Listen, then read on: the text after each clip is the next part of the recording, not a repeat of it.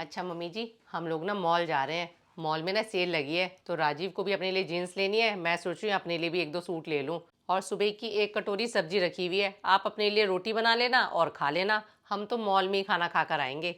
ठीक है मम्मी जी, चलते हैं। 1 मिनट रुक बेटा। मैंने तुझे कितनी बार कहा है मेरा फ़ोन ठीक करा दे। मेरा फ़ोन देखना, इसका टच काम ही नहीं कर रहा है। मम्मी, आप अपने फ़ोन पर यूट्यूब चलाकर भजन कथा ही तो देखती हो। ऐसा है मम्मी, हमारा जो एलसीडी है ना वो वाईफाई वाला है। आप एलसीडी पर यूट्यूब चला लिया करो, फिर जो मर्जी हो वो देख लिया करो, बड़ा बड़ा भी दिखेगा आपको। वो बात तो ठीक है बेटा, कई बार मुझे फ़ोन करना पड़ता है और आता भी है। इसको ऐसे ऐसे कई बार मैं करती हूँ, तब जाके फ़ोन उठता है, और कई बार फ़ोन उठता ही नहीं है। ओहो राजीव, मैं आपको मम्मी जी के बारे में क्या बताऊं। इतने तो मेरे फ़ोन नहीं आते जितने मम्मी जी के फ़ोन आते हैं। पता नहीं क्या क्या रिश्तेदारी मम्मी जी ने पाल रखी है। सॉरी मम्मी जी, आज तो हमारे पास टाइम नहीं है आपका फ़ोन ठीक करवाने का, क्योंकि हम लोग शॉपिंग पर जा रहे हैं। शॉपिंग पर टाइम का पता ही नहीं चलता है, और वैसे भी आपने हमारे 10-15 मिनट तो ख़राब ही कर दिए हैं। ऐसा करेंगे राजीव, अगले हफ्ते मम्मी जी का फ़ोन ठीक करवा देना। चलो अब चलते हैं।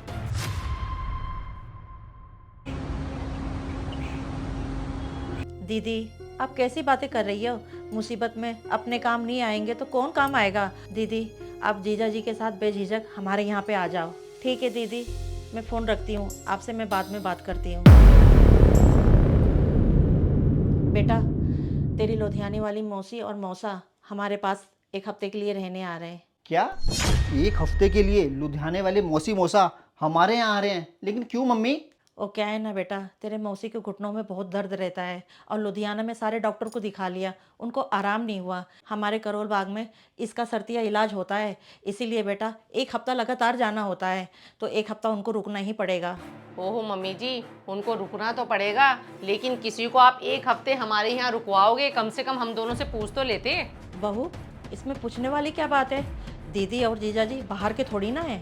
ओहो मम्मी, माना वो बाहर के नहीं है, अब मौसी मौसा एक हफ्ते हमारे यहाँ रहेंगे, हमें तो कितनी परेशानी हो जाएगी ना। बेटा, तू कैसी बातें कर रहा है?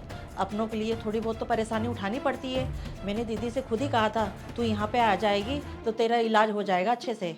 मम्मी, पता नहीं मौसी का इलाज अच्छे से हो पाएगा या नहीं हो पाएगा, लेकिन हाँ मेरी हालत जरूर ख़राब हो जाएगी। अब आपको अच्छे से पता है करोल बाग का रास्ता हमारे घर से पूरे 1 घंटे का है। अब एक हफ्ते तक मुझे मौसी को करोल बाग लेके जाना पड़ेगा। मम्मी अब आप ही बताओ ना, मैं अपने काम धंधे देखूँ या रिश्तेदारियाँ देखूँ? तुझे कौन कह रहा है उनको ले जाने के लिए? जीजा जी कैब कर लिया करेंगे, दीदी को खुद ही लेके चले जाया करेंगे। मम्मी जी ले जाए तो करेंगे, लेकिन उसके बाद मुझे कितनी ज़्यादा परेशानी होने वाली है। आप तो अपनी बहन जीजा के पास बैठ जाया करोगी गप्पे लगाने के लिए, लेकिन मुझे पूरा टाइम किचन में ही लगे रहना पड़ेगा। आपको पता है गर्मी में मैं ज़्यादा काम भी नहीं कर पाती हूँ। अब हमारा क्या है, सुबह की सब्जी दोपहर को खा ली, दोपहर की सब्जी शाम को खा ली। उनके लिए तो तीनों टाइम का खाना प्रॉपर बनाना पड़ेगा। मम्मी जी साफ कहना, सुखी रहना। आप अपने दीदी जीजा जी को कह दो कि किसी और रिश्तेदार की तरह रह लेंगे। हाँ मम्मी, ये बिल्कुल ठीक कह रही है। अरे हम अपने सर क्यों मुसीबत मोल लें? आप एक बात सुन लो, आगे से किसी भी रिश्तेदार को बुलाना ना तो हमसे पूछ कर बुलाना। 1 मिनट रुकना बेटा, बहुत हो गया। अब तुम लोगों से पूछना पड़ेगा अपनी बहन को बुलाने के लिए। आज मेरी बहन को आने से रोक रहे हो, कल को मुझे भी रोकोगे? मम्मी, आप तो पता नहीं बात को कहाँ से कहाँ ले गई हो। हम आपको यहाँ आने से क्यों रोकेंगे? ये घर आपका भी तो है। बेटा, सब कहने की बात है कि ये घर मेरा है। ना तो अपनी मर्जी से यहाँ पे कुछ कर पाती हूँ, ना तो मैं किसी को बुला पाती हूँ। और तो और, तुम लोग कौन सा मुझे अहमियत देते हो? खुद तो तुम लोग घूमते फिरते रहते हो, कभी पूछते हो कि हमारे साथ चलो घूमने के लिए? और तुम लोगों को कोई काम कह देती हो, काम को टाल करते हो मेरे।